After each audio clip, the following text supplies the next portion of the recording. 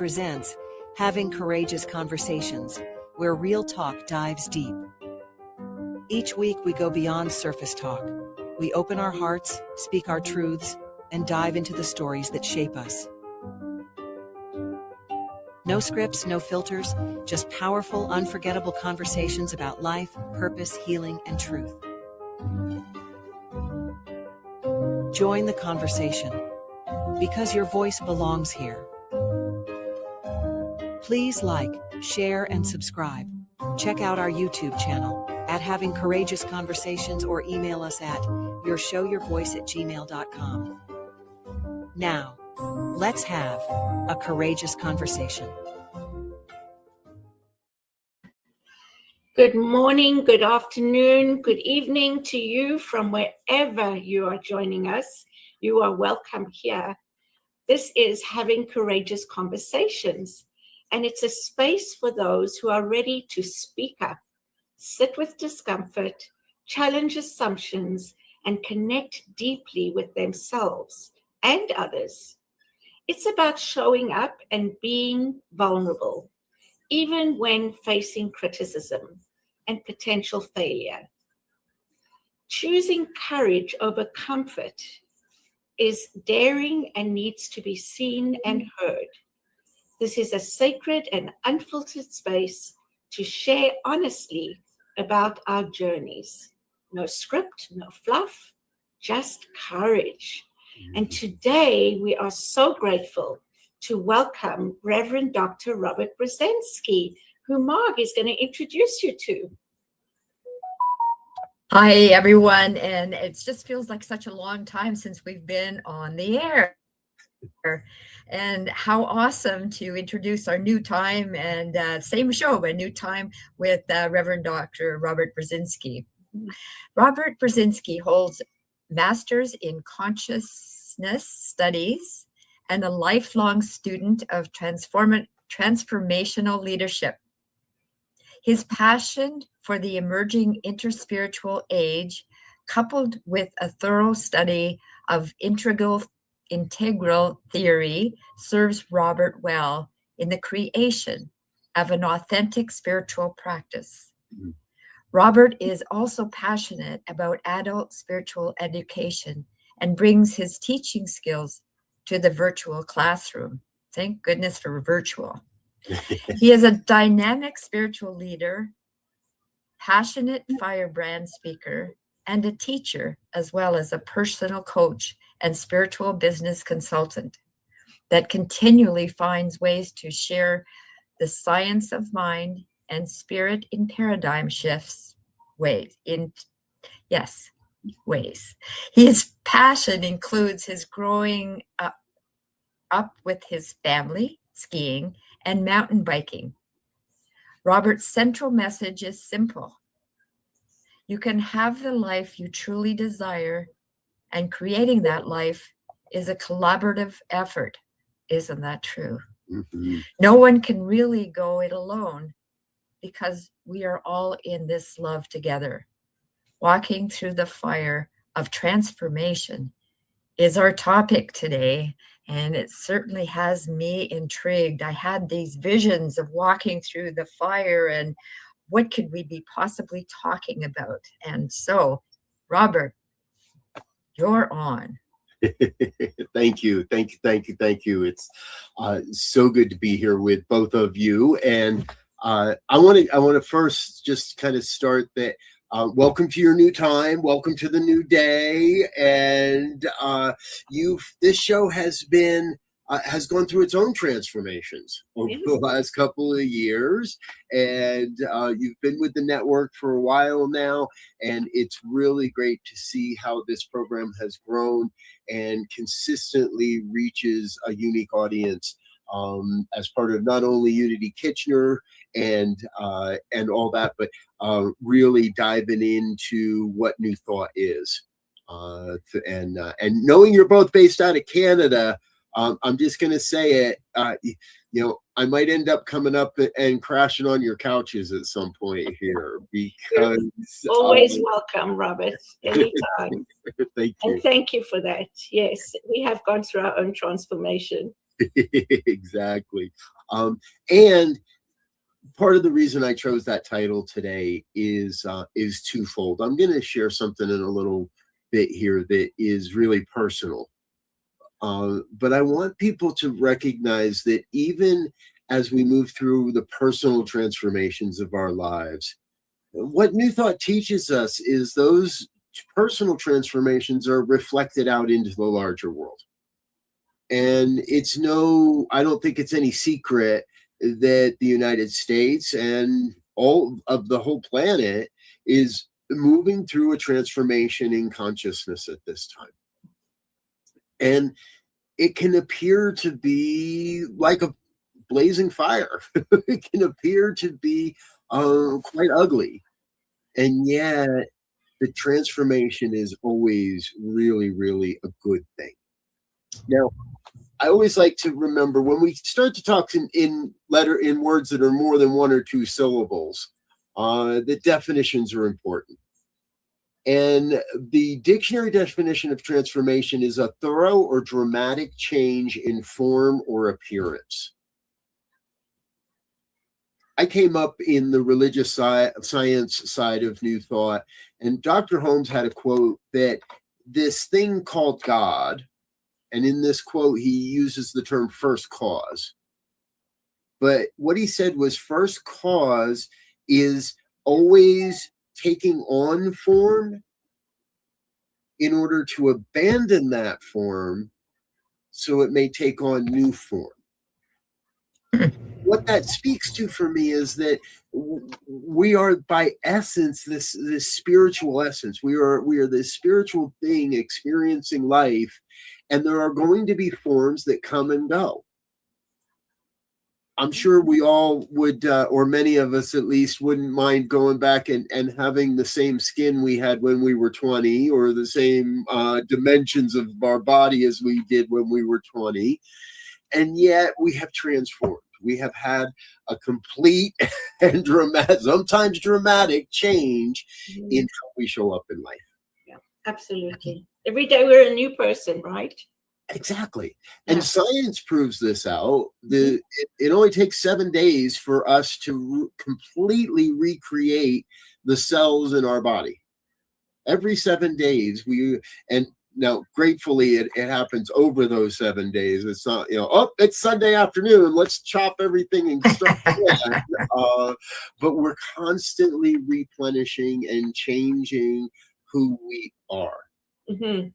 And I look at when the people that don't want to make those changes, that want to hold on to the way things were and want to just know this is the way it's always been and it's always going to be. Mm-hmm. If we don't embrace transformation, what I believe happens is we die.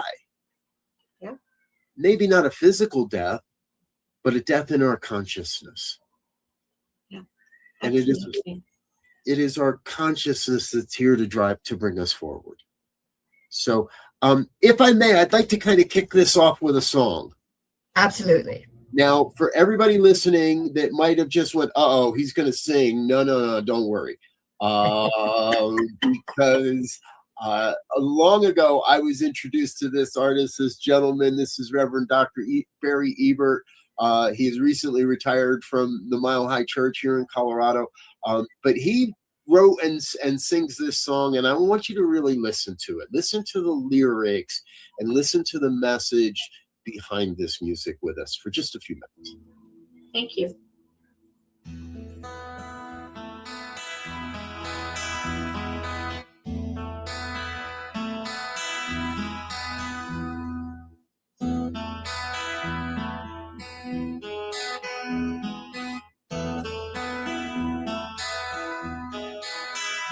Will you stand in the fire with me? Help me hold my ground. And if my courage fails and I start to run, turn me back around. Will you stand in the fire with me? Open your heart with mine. I've never been down in such darkness before. It feels bigger than me this time. And I'm not asking you for answers to all of these questions or words to ease my mind. I just need somebody to listen sometimes. I will pay you back in kind.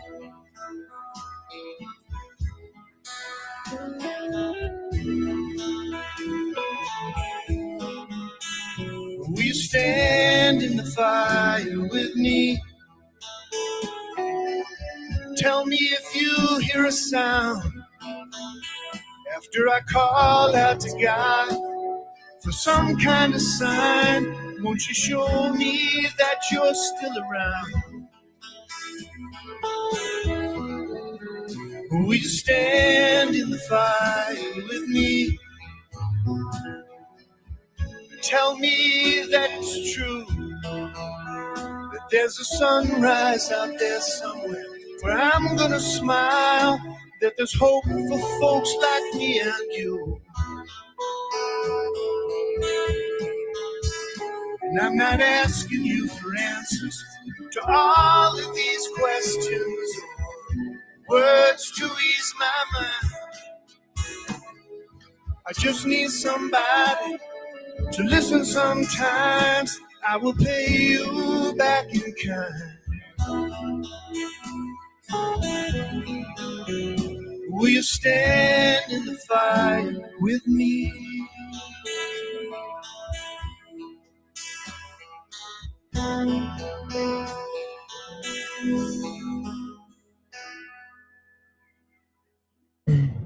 Beautiful, beautiful. Thank you for sharing that. And I have a running deal with Reverend Barry that every time I use that song in a presentation, I owe him $1. Okay. So he and I set that up many years ago that I can use that anytime I want, and when I do, I just send him $1. So, Dr. Barry, if you happen to be watching, I'll send you your $1 here this week. So, but what I've always loved about that is he's not asking anybody, and we could sing this to a partner, to a lover, to someone going through withdrawals or fighting an addiction, and he's asking us not to try to fix anything, not to try to do anything, but to just be with someone. Yeah. To just be with me as I go through my transformation. It's so very important. Because I know a lot of very well-meaning people that would love to run into the fire and fix me or help, or what can I do? And it's human nature when we hear of someone that's going through transformation. What can I do? How can I help? And oftentimes, and more often than not, all that we have to do is be willing to listen. Absolutely. To be present. And sometimes, not even say a word, right? It's the same when somebody's grieving. What do you need? Just need you to be present, not to fix me, not to do anything, just be there. Yeah, exactly. So, so I'd like to share with your audience, and this is, I've gone through my own personal transformation as of recently. And if anybody's been watching this network for a while, I'm not talking about the fact that I grew my hair out. If you go back and watch any of the old episodes of some of my stuff, but it's been almost a year now that I've been growing my hair out and started to do that. But there was something that was stirring within me actually for many months, and it didn't really come to the forefront until this past December. This past December, I turned the page and entered my 59th year. So I turned 59, which actually means I've entered my 60th year, because that means I completed 59. Yeah. So, and in that, I came to a very hard realization that I was addicted. I'm addicted to THC. I'm addicted to the mistaken beliefs that I had created. And I had created a whole world around myself that justified my addiction, that not only justified my addiction, but in many ways glorified my addiction. And I am now over 30 days clean. I wanted to make sure we went at least 30 days, and this past Sunday was my 30th day of being completely clean and sober. And the sobriety is just kind of an added benefit. It wasn't really something I set out to do. It just made life easier to not have a drink while I was moving through this transformation. And there were days where it felt like it was fire. There were days where it felt, and as spirit would, I was thrown a few different stress tests to see how I would do and whether I would break down. And after 30 days, I feel like I'm at a place where I can start to share not only my experience, but the promise, the vision I see now that I'm not hiding behind a smokescreen. I know there's a lot of people out there that are still hiding behind the smoke screens. We convince ourselves that, well, this is just my form of medication. You know, it keeps my anxiety from getting away from me, or makes me more creative, or just a little bit to help me go to sleep, and all the various excuses that we create as a human, because I believe all addiction is based in fear. It's based in a fear that we're not seen or we're not heard. It's based in a fear that we're not good enough. And what I can share is that as I've let go of that, more work shows up on my plate. More doors are being opened for me to serve and to share the gifts that are still here. They're not any different. If anything, they are more clear. They are more visible. And my closest colleagues that either look the other way or in some cases didn't look the other way, have said they notice the differences. Wow. That's huge. Can I ask two whys? Absolutely. One why is, why did you choose to stop? And second why is, why did you choose to share it today? Great questions. The second why is the easiest. I didn't want to share anything publicly until after I had reached that 30-day mark, as I mentioned.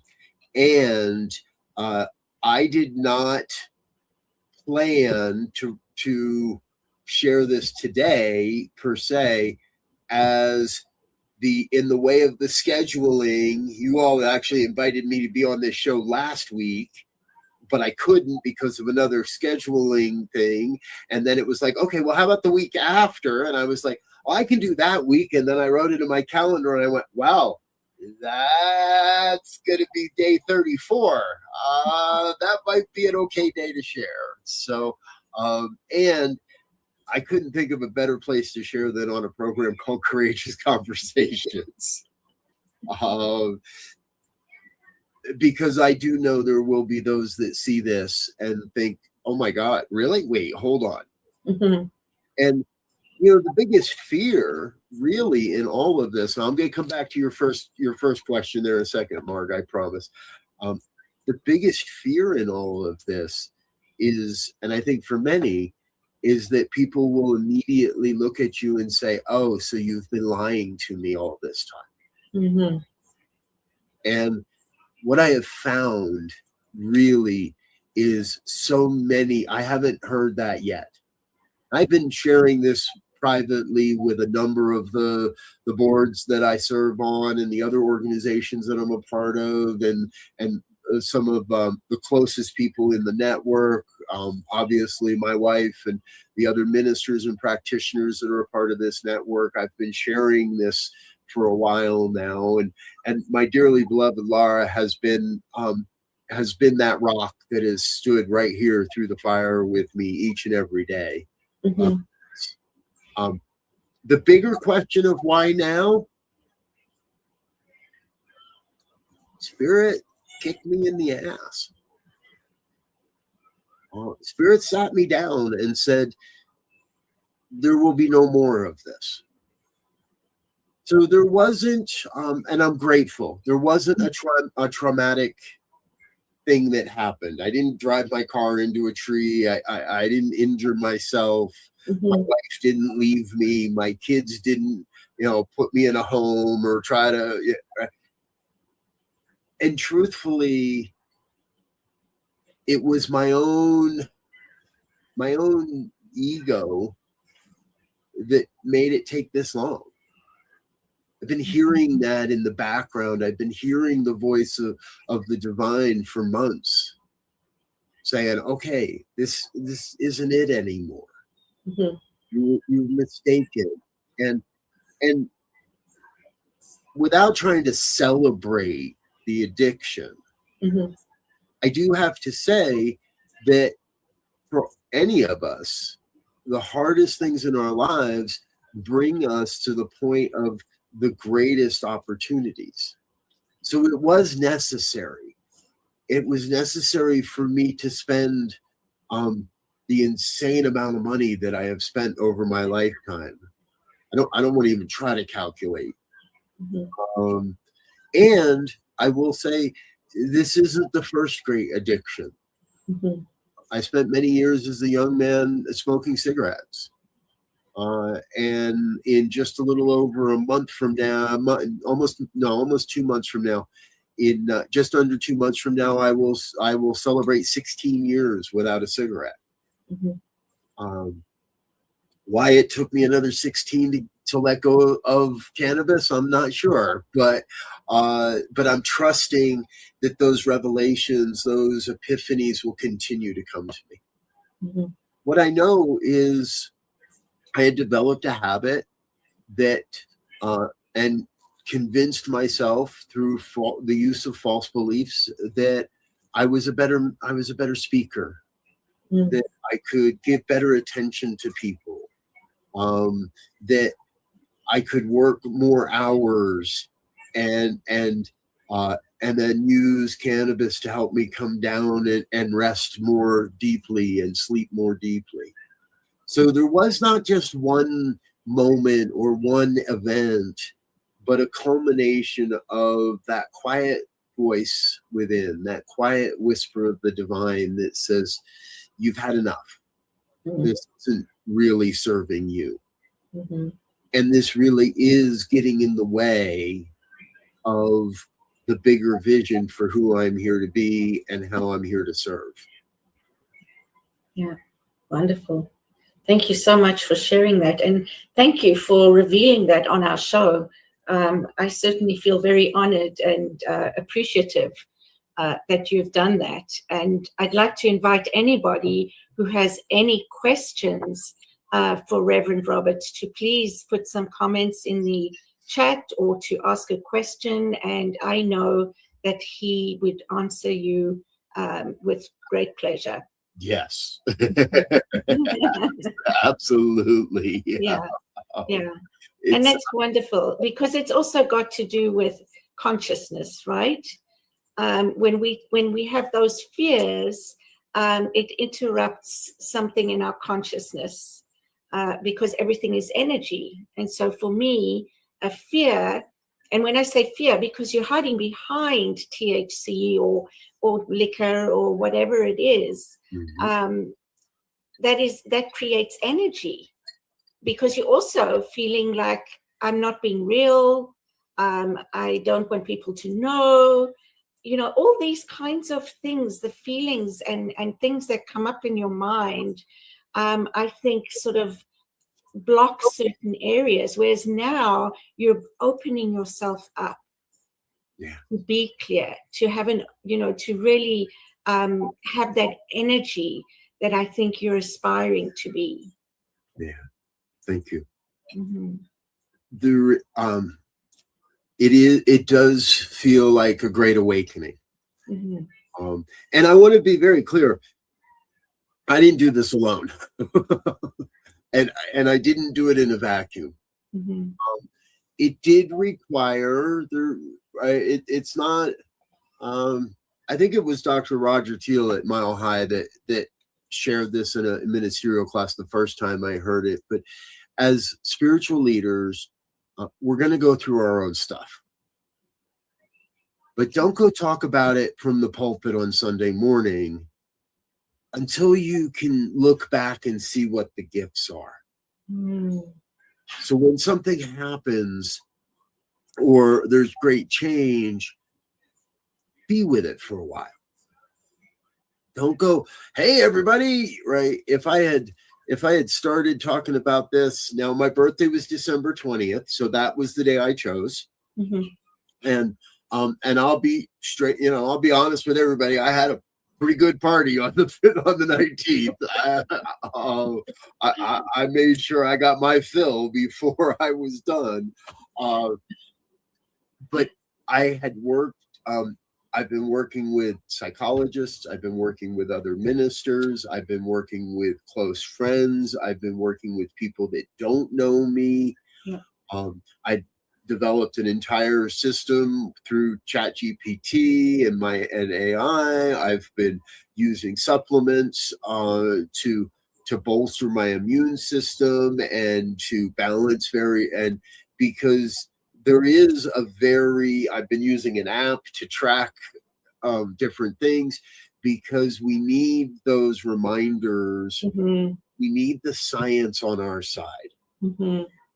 I think far too many people face, whether it's alcohol or light drugs like THC or heavy drugs like heroin or a sex addiction or a food addiction.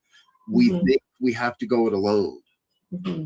And if the 12-step programs are what works for you, then use that. And if there's something other, then use that. And we live in an age where we have all the wisdom of the universe at our very fingertips.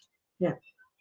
And I think that's very important what you've just said, because I think that a lot of people, and I will speak for myself with some of the things that I've gone through, you don't want to share because you think you may be perceived a certain way. Or people will change their opinion about you, or Yes. Things like that. So you carry it alone and try and deal with it. But as you say, in hindsight, you can look back and see what was the gift in that.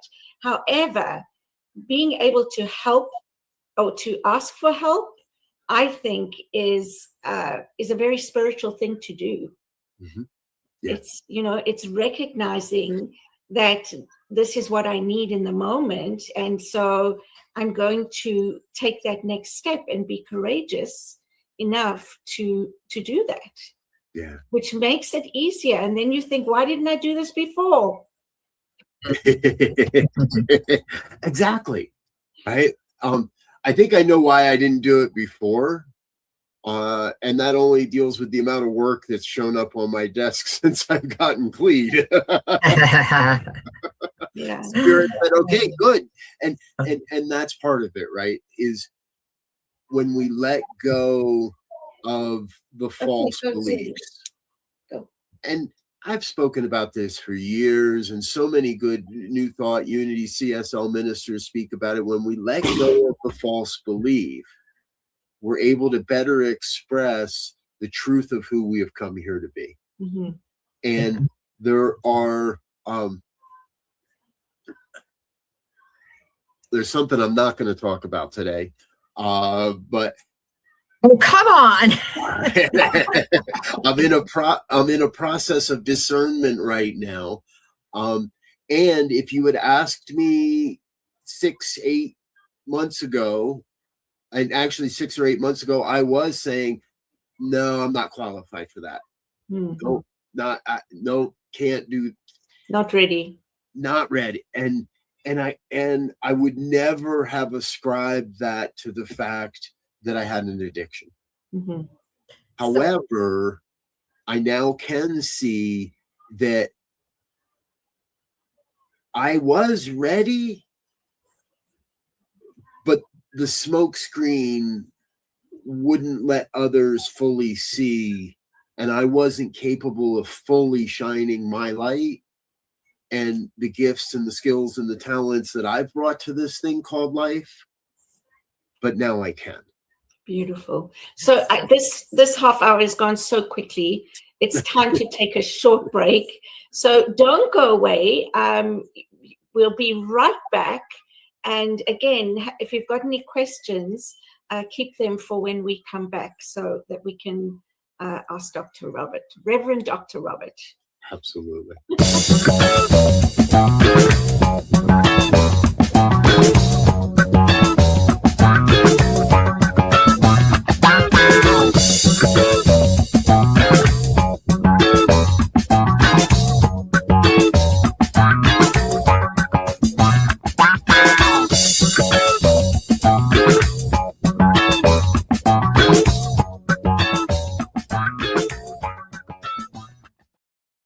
Please help us say thank you to all of our organizational sponsors, including the Hefferland Foundation, Affiliated New Thought Network, International New Thought Alliance, Science of Mind Archives and Library Foundation, Center for Spiritual Living Denver, Center for Spiritual Living Midtown, New Thought Philadelphia, Center for Spiritual Living United Life, Sunshine Cathedral, Planned Happiness Institute, Summit Center for Spiritual Living, One Heart Retreats, Universal Joy Center, Unity Kitchener, Unity Spiritual Center Ottawa, Home Center for Spiritual Living, Satya Center, Begin Within Ministries, Center for Spiritual Living North Jersey,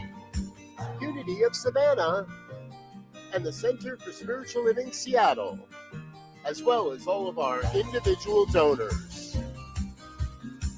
On behalf of New Thought Media Network, thank you, and please like, share, and subscribe. New Thought Media Network, come be you.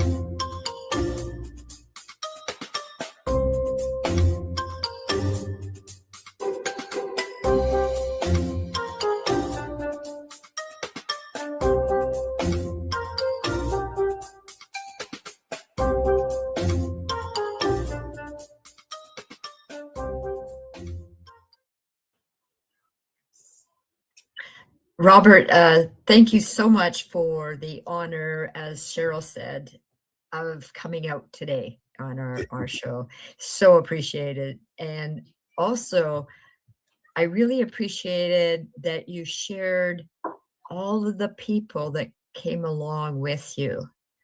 You weren't, you have a team, and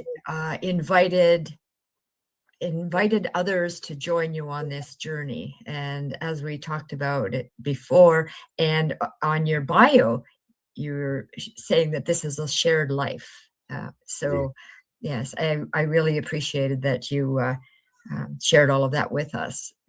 Is there one moment, one action, something that stood out for you in the last 30 days that you can say, oh, wow, what a difference? this has changed, or I see something different? There have been many. Yes, there have been many. And after 20 years in this philosophy, and with some of the roles I play and the positions I hold and the people I call colleagues, there was and the truth is, there was one person that I actually have shared this with in person. Everybody else that I've shared this with has been through a computer screen. Whether it was an individual meeting or whether it was a group meeting, some of the boards I sit on and things of that nature. The thing that is the most striking is the absolute demonstration of compassion that I have felt through the video screen. And the number of people following those meetings and conversations that would call or text with support or congratulations. The luminaries in the New Thought movement that have said, you already have my number, use it anytime. It is really been, for me, a great demonstration of what we teach here, what thought teaches. And when we teach, we live in oneness.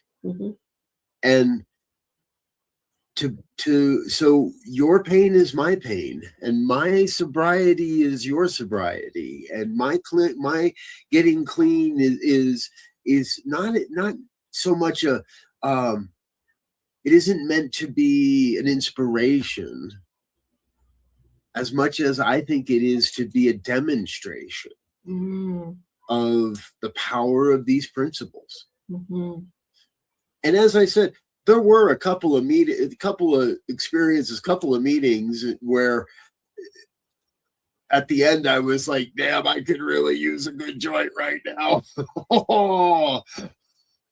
But I didn't. Yeah. Because I knew that there were those holding me in consciousness as well. There were those that were with me, not necessarily in that specific meeting, but were with me in consciousness, holding to the greatness, to the light that I can bring, to the great things I'm going to get to do, and to what I'm able to now bring that I wasn't bringing. The product only you really knew about, nobody else did. Right. Exactly. Yeah. And there is a sense of productivity when I don't have to run out to the garage for 5 or 10 minutes after every meeting and before every meeting. Right. And there are going to be people that sit and go, wait a minute. So you were high during that meeting? Oh yeah, I was. There are a lot of meetings over the last handful of years where sorry, the doctor makes the worst patients, and I forgot to silence my device. There were a lot of meetings that most you would never know. But I knew. Yeah. So deep within, I knew I wasn't playing full out. I knew I wasn't showing up as my authentic self. I knew I wasn't showing up as the light that I claim to be. And for any of us, that takes a psychic toll. That now there are some very personal reasons around all of this. I did look at the fact that at approaching 60, I do carry a few more pounds that are around than I would what I would really like. And so getting back into the gym and adding the routine of being religious about getting to the gym has helped and is going to continue to help. And because I really want to be here in another 60 years. I really want to spend another 60 years with my wife. I really want to spend another 60 years with my family, with my kids. Mm-hmm. I want to spend, well, maybe not another 60 years running this ministry. We'll see about that. But I really do want to continue it may be time to let someone else take the controls. The day will come where I'm ready to give up the reins of the thing and let others run it. But I really do want to be contributing. And here's how I've said it for so long, and I'm going to continue to say it. I want to be here contributing to the evolution of human consciousness. Mm-hmm. Beautiful. I think that's why most of us chose to come at this time with everything that's going on. And so I can relate to that, Robert. I think, we're in this boat together, and it's ours to choose the direction that we wanted to go in. And that's by working on ourselves individually. Because we know that by doing that, we can create change collectively. And so what you're doing is that. And I love what you said about, I'm not an inspiration, I'm a demonstration. That for me was like, wow, that's beautiful. And yes, absolutely, a demonstration of being your authentic self. Beautiful. And how this philosophy is available for anyone to experience transformation. I'm really not all that special in this movement. I do a lot of things. Spirit has led me to a lot of things that give me a very unique opportunity and very unique perspective on how new thought can change the world. That is changing the world. And right before this interview, right before this program, I was on the phone, or I was on a video call with someone that brand new connection, someone that doesn't know my history, that doesn't understand. I didn't have to share any of this because none of it was ever a part of the new friendship we've developed. But in that call, she was very clear. She's like, I'm pretty clear that new thought is what's going to save the world. This is the thing. And I have to agree that, and here's another part of this. I was on another call yesterday where it was, right, we're religious scientists. I came up in this as a religious scientist. It doesn't mean I never called myself a Christian. I never called myself a Catholic. I never called myself a Jew. I never called myself any specific religion. I'm a scientist. I don't have a scientific degree, but I've used and experimented with what's been presented to me as ways of spiritual living, as practices, and I was in a call yesterday, and the people in that kept coming back to, at my core, I am a religious scientist. And that led me to new thought. Now, we could argue the semantics of the fact that new thought actually came before religious science, and new thought was on the planet and was active. Ancient wisdom, right? You say new thought, ancient wisdom. Exactly. Yes. And yet this philosophy, these practices have the power to transform anyone's life. And I say it a lot. We do the work of healing ourselves. We do the work for ourselves so that we may do that work in the organizations and the community groups and the businesses and the places that we are passionate about in our local area, in our lives. And that is what changes the world. Exactly. Yeah, exactly. By being a demonstration, a demonstrator, but also what our energy, right? It's all about energy because that's what creates our reality. And so for me, when we are giving off that light, that energy that's loving, that's compassionate, that's inclusive, all those things. Not to say that we don't do that when we put blocks in our way as well. But I think, for me, that to me is important personally.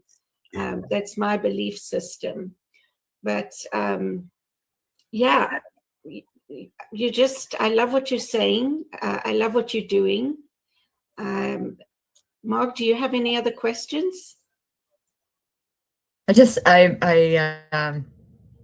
sort of want to put a cog in it, right? And say, yeah, well, how can being this person, the way I live, make a difference with all of the shit that's going on in the world? Like, how can, my little self make a difference? And I know I've made a difference with the neighbor and so I know it can, right. It is the way we live helps. There's a ripple effect. It does. And I know that I've seen it.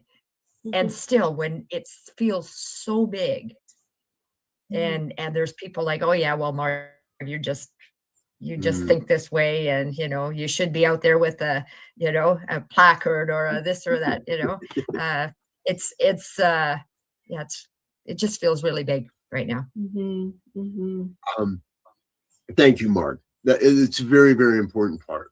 And as you're sharing, I'm reminded of the old story of the college professor that holds up a large glass jar and puts a bunch of big rocks in it and says, "Is this jar full?" And the students say yes. And then he takes out a bunch of smaller rocks and adds more. And now is it full? And they say yes. And then he pulls out a bag of sand and fills it with sand and says, this now full. And they finally get it, right? Mm-hmm. That our oneness, our fullness is absolutely dependent upon the little pieces, the little efforts, the smallest of smiles. That I shared. My wife put something out online on Tuesday. So here in America, we had a walkout demonstration on Tuesday.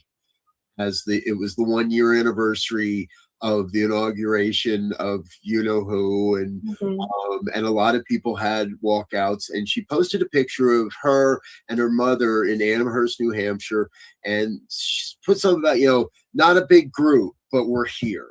Mm. And my response and my comment back was, every small effort leads to the wholeness, adds to the totality. In my prayer work, I often, a phrase comes forward that who you are, and I'm speaking to everybody that may ever see this now in another time, in another dimension, in another century.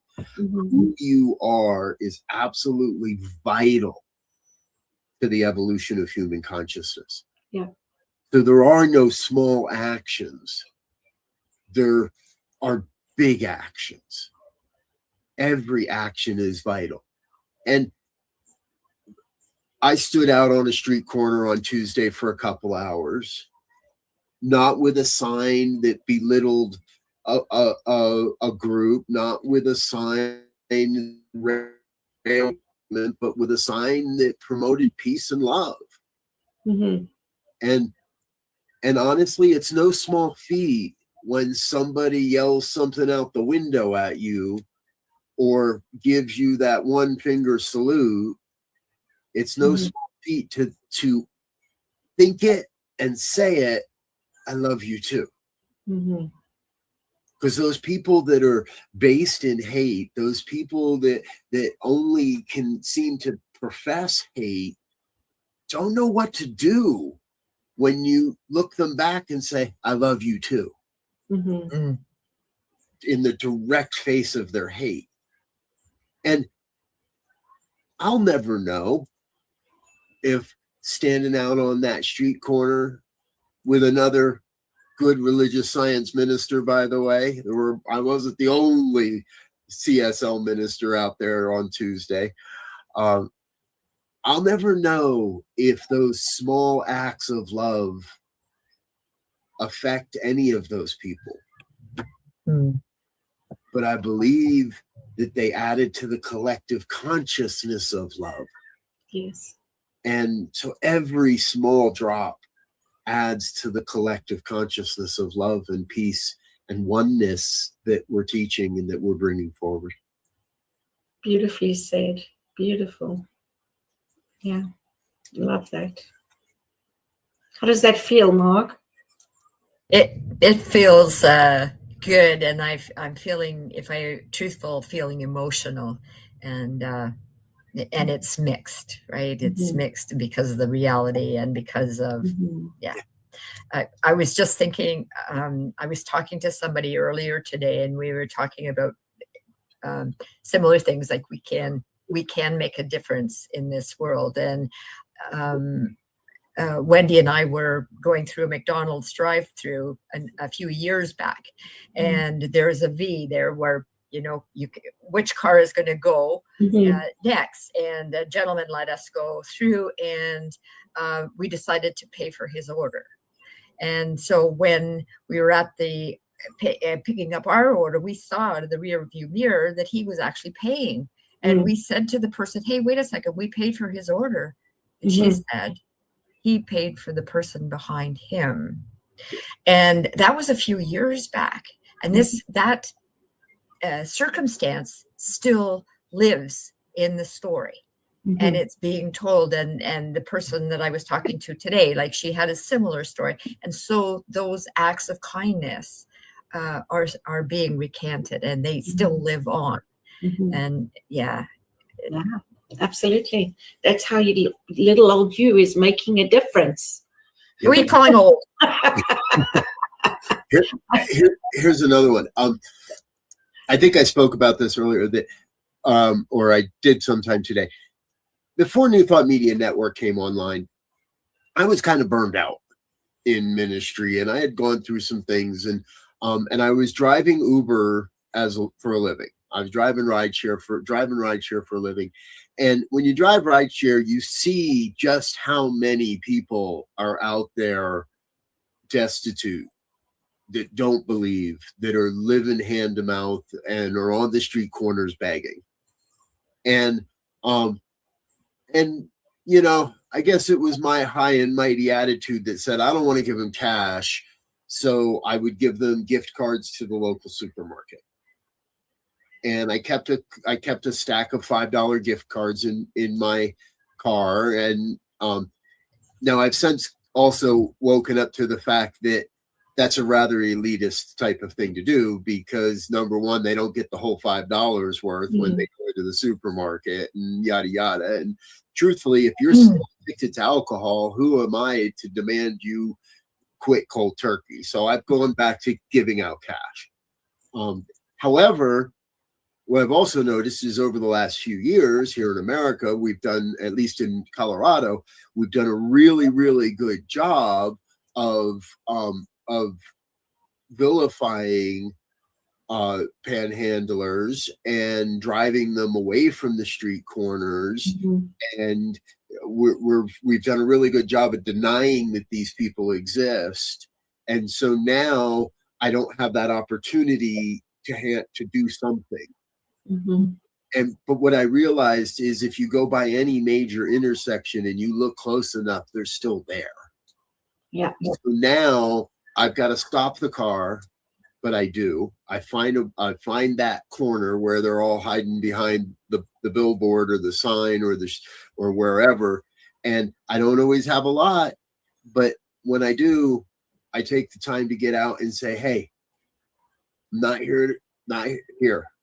Here's something. Keep a bag of toiletries in your car. Hand out a pair of socks. Give people a fresh towel or a washcloth. Hand them a bar of soap, or not out of your dirty, but out of, I understand you probably don't have what is necessary. So what do you need most? I got a grab bag full of stuff. What do you need most? And if that's a meal, then hey, let's do that. And I don't record these things, and I don't document these things, and I don't jump on social media and say, "Oh, look at what I did." Yeah. It ain't about me. Yeah. it's about all of us supporting the oneness that we are. Yeah. And if there's one person hurting tonight, if there's one person cold tonight, if there's one person addicted tonight, then we're all still addicted. Yeah, absolutely. Yeah, that's a wonderful perspective and way to look at things. And it's a truth for some of us. For others, they have a different thought. But I agree with you. I give cash, and my kids, or somebody will judge me and say, where that's going, and I'm like, wherever it goes, I bless it, whatever is needed. And if a person needs a hit to survive right now, then that's where it's going to go. And like you said, who am I to judge, and who am I to deprive anyone from whatever it is that they need? Those are their choices. Exactly, because the day will come where where one of those people says, "Hey, man, you know what I really need? I really need to get sober. Mm-hmm. How do I do that?" Mm-hmm. Yeah. Come on, get in the back, get in the car. You're not even in the back. Get in the seat next to me and let's go. I'll get you someone. Yeah. Right? Or, hey, man, what I really need is I really need a hug. I really need to know that it's going to be okay. I really need something to eat. I really need whatever that might be. Yeah. We're all in this together. Absolutely. And they haven't figured out how to colonize Mars yet. So I don't think we're going anywhere in this lifetime. So let's get together and support each other. Yeah, absolutely. Well, my goodness, we're coming to the end of the show. What an inspiring and heartfelt conversation this has been. Thank you, Reverend Dr. Robert, for your openness, your wisdom, and your willingness to share your journey with us. And thank you, our viewers, for joining us today. Be sure to tune in next week when we have another guest and another conversation to continue exploring, being courageous, and just being human, because we are spiritual beings having a human experience. Yes. Any last words you'd like to say? Thank you. To everyone that's ever watched a program, to everyone that's ever donated $1, to everyone that's ever contributed in any way, because this ministry is changing lives and not just my own. Thank you. Thank you. Thank you for bringing awareness. That's what you do. You bring your heart, your soul, and awareness to this world.